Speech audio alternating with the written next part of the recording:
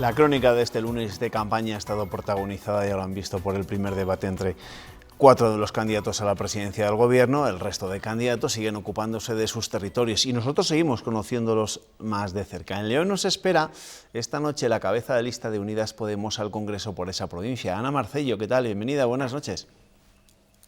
Hola, muy buenas noches. ¿Qué tal la campaña? ¿Se le está haciendo larga? ¿Está siendo intensa? Intensa mucho, larga también un poco ya. Bueno, han podido descansar, ¿no?, durante la Semana Santa, ¿o no? No, nosotras solo hemos parado el día de Viernes Santo, pero el resto de los días nos lo hemos dedicado a recorrer todos los pueblos y comarcas de la provincia de León. Este lunes ha sido el último día de publicación de encuestas y su partido no sale bien parado en las mismas. ¿Cómo las valora usted? Pues bastante escéptica. Es cierto que tampoco me las creía cuando nos daban un buen resultado en las pasadas elecciones y igual no me lo creo ahora mismo. Nosotras hasta el último minuto, hasta que el árbitro pite el final del partido, vamos a seguir peleando hasta el último minuto y recorriendo la provincia de León explicando nuestro programa de garantías y demostrando además que si se quiere, si se puede hacer política de otra manera y poner a León en la agenda mediática y política y además poner soluciones, que es lo que nosotras estamos haciendo en esta campaña. Algunos de esos sondeos avanzan que Unidas Podemos podría perder hasta sus 3 diputados por Castilla y León. Cierto, lo que pasa que yo ante eso creo que no solo vamos a revalidar los 3 escaños que tenemos en Castilla y León, sino que algunos más vamos a conseguir. Y eso lo tenemos porque, o esa certeza, yo la tengo porque es lo que palpamos cuando recorremos los pueblos y las comarcas de la provincia de León y lo que te dice la gente, que nosotras hace 4 años nos presentábamos a las elecciones diciendo lo que queríamos hacer y ahora ya somos capaces de decir que somos lo que hemos hecho ya en las instituciones y que tenemos una garantía de que nosotras no nos vamos a vender dentro de las instituciones y que tenemos la cierta voluntad y la firme voluntad de dar soluciones a la problemática de la provincia de León. En este escenario, y le sigo preguntando por las encuestas, ¿qué importancia puede tener esta última semana de campaña, en el caso de Unidas Podemos, para intentar enmendar esos resultados que le dan a ustedes los sondeos?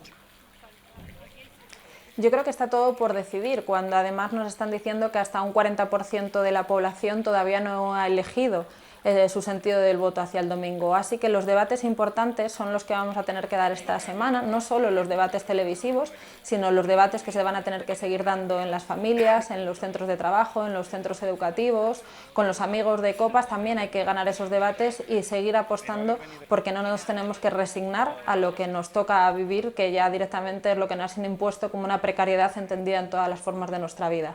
Yo creo que esta semana es decisiva, nos jugamos mucho en estas elecciones, nos estamos jugando el futuro y sobre todo en algunos casos hasta las libertades de nosotras, de las mujeres, y yo creo que esta semana es decisiva para que el domingo nadie se quede en casa y acuda a las urnas de manera masiva a votar. ¿Ve a su partido formando parte de un gobierno de Pedro Sánchez? Vemos la capacidad, y además la hemos podido demostrar, y tenemos la inteligencia colectiva de intentar llegar a acuerdos y iniciar procesos de diálogo, pero ahora también hay que dejar claro que tenemos la capacidad de dialogar, de llegar a consensos, de llegar a acuerdos puntuales como ya hemos hecho con los presupuestos generales que hemos conseguido rascar al Partido Socialista, pero también tenemos la clara convicción de que esos acuerdos tienen que ser siempre con obligación de cumplimiento. No puede ser que tengamos la misma vivencia que hemos tenido con el gobierno de Pedro Sánchez, que hemos firmado unos acuerdos y cada vez que dejábamos de mirar intentaban incumplir esos acuerdos. Yo creo que el bipartidismo lógicamente ya está roto en este país, pero eso quiere decir que va a venir un proceso de diálogo, de consensos, y que si el Partido Socialista está dispuesto a seguir dialogando con nosotras nos sentaremos en la mesa. Pero es que hay que decirle a ese Partido Socialista, como le hemos tenido que decir una y mil veces, que se comporten como verdaderos socialistas y que no miren al Partido de Ciudadanos para seguir aplicando políticas de derecha. Es necesaria que sigamos caminando en la lógica de construir un país donde se garanticen nuestros derechos. Estamos viendo en estos momentos imágenes de Pablo Iglesias, el líder de Podemos, el candidato de Unidas Podemos a la presidencia del gobierno, va a estar el último día de campaña el próximo viernes en León. ¿Eso cómo lo debemos interpretar? como que León tiene la necesidad de seguir en la agenda mediática y en la agenda política. Nosotras hace ya 4 años abrimos brecha en el Congreso de los Diputados y fuimos capaces de llevar nuestra voz y nuestras reivindicaciones y nuestras propuestas legislativas como así hicimos, y yo creo que es un reconocimiento a nuestra tierra, a nuestra gente, a nuestra historia, y además es un reconocimiento de que estamos viviendo una situación dramática, tanto en datos de población, en datos de precariedad, del sector de la industria como lo tenemos en nuestra provincia, y creo que el cierre de campaña, avisado además por Pablo Iglesias que quiere visitar León, creo que es una buena noticia y que además nosotros nos felicitamos por ello. Inicialmente no estaba previsto, ¿no?, esta presencia de Pablo Iglesias en León. Es cierto que la agenda de Pablo Iglesias y del resto de compañeros portavoces y portavozas han ido cambiando, incluso la nuestra propia. Tenemos cosas que todavía no hemos decidido para esta semana, así que la noticia ha sido bienvenida, y además creo que es necesario que Pablo reconozca la realidad tan dramática que estamos viviendo en León, que cuando nosotras planteábamos que era necesario, y yo fui una de ellas la que planteaba la necesidad de una ley que impida la subcontratación o los falsos autónomos, era porque en la provincia de León teníamos esta realidad con los trabajadores de Embutido Rodríguez. Cuando nosotras en el Congreso de los Diputados decíamos que estaba implantada una ley de falsa transición energética que nos decía el Partido Socialista, es porque yo quiero que Pablo Iglesias vea en la provincia de León por qué se está haciendo una falsa transición y el cierre en falso de un sector. Cuando nosotras decimos que no se pueden seguir externalizando los servicios básicos y abusando de las subcontratas, es porque también quiero que vea la realidad con la que viven las limpiadoras del Hospital de León, que tuvieron que hacer una huelga. Es lo que tiene que ver, que nosotras tenemos una realidad muy rica, que tenemos una historia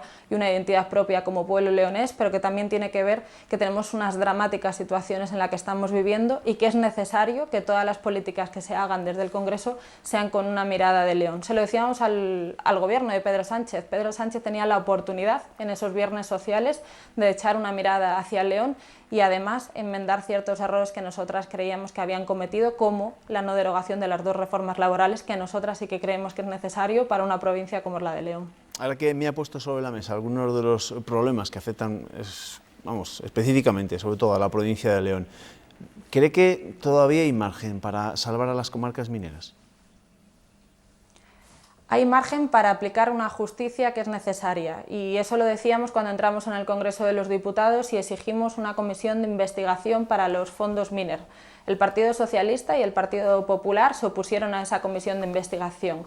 Nosotras con esa investigación lo único que pedíamos era clarificar dónde había ido ese dinero y a qué bolsillos había ido. No fue posible, sabíamos que esa no era la solución para el futuro, pero para mirar al futuro hay que dejar cerrado ciertas etapas del pasado. Mirando hacia el futuro, nosotras planteamos que esa transición tiene que ser con inversión de capitales del propio Estado, que sea el Ministerio de Transición Ecológica quien vele por esa transición y no sean las empresas ni sean las energéticas de este país, que es el que nos está marcando el paso del cierre de las centrales térmicas. Y sobre todo, para las comarcas mineras es fundamental que el vector industrial, con capital del Ministerio de Industria, invierta en proyectos en nuestras comarcas mineras y se realice un cierre ordenado tanto de las centrales térmicas como de los pozos mineros, con una necesaria y obligatoria reconversión medioambiental de la zona por todo el riesgo que está ocurriendo el cerrar los pozos como los están cerrando. Es posible, teníamos medidas, nosotras empezábamos a rascárselas al Partido Socialista y por eso creemos que es necesario a partir del día 28 seguir en esa senda. Pero para Unidas Podemos, ¿qué alternativas puede ver al sector de la minería en estos momentos en esas comarcas mineras? Mínimo la reconversión medioambiental. Tenemos los pozos abiertos, o los pozos, mejor dicho, de cielo abierto, con una necesidad de reconvertir medioambientalmente todas esas zonas, y tenemos la necesidad de que el desmantelamiento de las centrales térmicas sea ordenado y que la realidad de las comarcas cambie. Para eso es posible si invertimos financieramente en proyectos incluso de investigación y desarrollo para las comarcas mineras. No estamos planteando y no estamos de acuerdo en otra vez fondos Miner 2.0, que el Estado a través de las comunidades autónomas repartan dinero sin tener un seguimiento de ese dinero, solo para las empresas que quieran invertir dinero en las comarcas. Nosotros creemos que el propio Estado tiene la capacidad, la obligación y la responsabilidad de invertir en proyectos empresariales con capital propio directamente en esas comarcas. Y para eso nosotros también planteábamos una ley que emanaba de la realidad que habíamos vivido en la provincia de León, que queremos hacer una ley donde se penalice todas aquellas empresas que inicien procesos de deslocalización de su producción una vez acabado el plazo en el que tendrían que devolver las ayudas o las subvenciones que se habían dado. Eso es una ley que nosotras llevábamos en nuestro programa electoral y también presentamos en el Congreso de los Diputados, visto lo que habíamos vivido nosotras en nuestra provincia con todo el proceso de deslocalización de la empresa de Vestas. Hay que poner el fin a la especulación y a gente que se lleva directamente las subvenciones una vez que acaba el plazo de tener que devolver esas subvenciones. Empezamos la campaña con el debate sobre la despoblación como principal protagonista. ¿Qué fórmulas siguen proponiendo en Unidas Podemos para hacer frente a ese reto demográfico?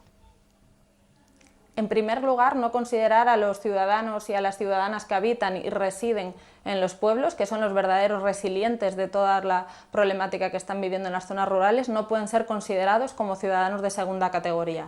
Y eso pasa porque tengan reconocido y garantizado los mismos derechos que las personas que habitan en las zonas urbanas. Para eso necesitamos fortalecer toda la red pública de los servicios básicos, tanto sanitarios como de servicios sociales, la red de carreteras y el de servicios sociales y el educativo y sobre todo la ley de dependencia. Eso lo hemos podido notar y palpar y aprender de ello en toda esta campaña cuando nosotras, por ejemplo, visitábamos un pueblo como Valderrey y el propio alcalde nos decía que lo que no pueden hacer es que el médico vaya 2 veces a la semana y normalmente uno de ellos falle y ponga un papelito donde diga hoy el médico no va. No podemos tener a la gente en esa situación y por eso nosotras lo que exigimos es una reversión de todos esos recortes que se han hecho cada vez más feroces en las zonas rurales y empezar a atender de manera digna a todas las personas en las zonas rurales con una ley de atención y cuidado a las personas en situación de dependencia. Eso es básico y además con eso empezaríamos a fijar población en esas zonas rurales creando empleos que no van a ser deslocalizables y empezamos a entender que los pueblos tienen que ser habitados, pero para eso necesitamos fijar primero los derechos y los servicios y los recursos y una vez que estén fijados podremos hablar de fijar población, pero es imposible seguir diciendo a la gente que vaya a vivir a los pueblos como en la zona de la comarca de La Bañeza, en el que también le quitan el servicio de urgencias pediátricas. Es imposible que habiten los pueblos si no somos capaces de garantizar los mismos derechos. Y hablando de todos estos asuntos, que al final son los que también preocupan sobre todo a los ciudadanos y más en una tierra como la nuestra, ¿no? Como Castilla y León, ¿cree que una vez superado el ecuador de la campaña electoral, de verdad se ha hablado de este debate o de estos debates? ¿O se ha centrado demasiado la campaña, se lo digo sobre todo por parte de los candidatos a la presidencia del Gobierno, en el debate territorial? En parte comparto ese análisis y creo que no solo en la campaña, sino durante los últimos años de la actividad política que yo he podido comprobar en el Congreso de los Diputados, ha habido demasiado ruido y ese ruido no ha permitido tener los debates sobre los sufrimientos y sobre los dolores. Y hay quien además ha utilizado símbolos y banderas para arrojarlas a otros partidos políticos, incluso algún que otro partido utiliza el miedo y el odio como instrumento político. Creo que tenemos la responsabilidad y el deber de abandonar todas esas lógicas parlamentarias y empezar a hablar de los sufrimientos, de los dramas y empezar a poner soluciones. Y para eso se necesita visión de altura, llegar a consensos y tener una capacidad y una inteligencia colectiva de llegar a acuerdos. Y empezar a hablar de los dolores y de los sufrimientos y de las verdades. Y para decir las verdades es necesario ser valiente y saber que no te tienen que temblar las piernas cuando tienes que señalar a quienes están creando cuestiones de tan injusticia como nosotras creemos y estamos viendo en diferentes aspectos de la provincia de León. Ya me ha dicho al principio de la entrevista que no le da demasiado crédito a las encuestas que se están conociendo en los últimos días, pero si al final, como dicen esos sondeos, usted no sale elegida diputada el domingo, ¿qué haría Ana Marcelo a partir de entonces?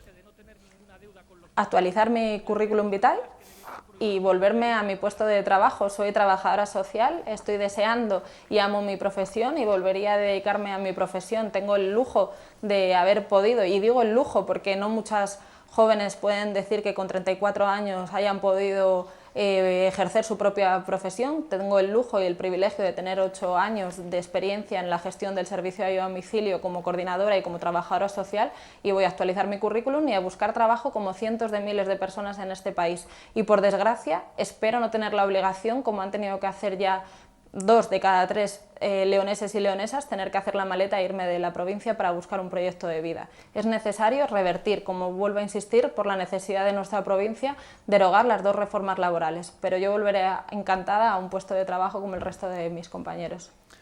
Ana Marcelo, candidata de Unidas Podemos al Congreso de los Diputados por la provincia de León, gracias por atendernos esta noche en el tiempo de entrevista. Muchas gracias a vosotros. Gracias y buenas noches. Pues con la entrevista política de esta jornada vamos a despedirnos ya después de un día bastante intenso. Nosotros mañana no tenemos programa, que es fiestas, el día de Villalar. El miércoles aquí les esperamos. Ahora llega la información meteorológica con Cristina López del Val. Gracias, que descansen.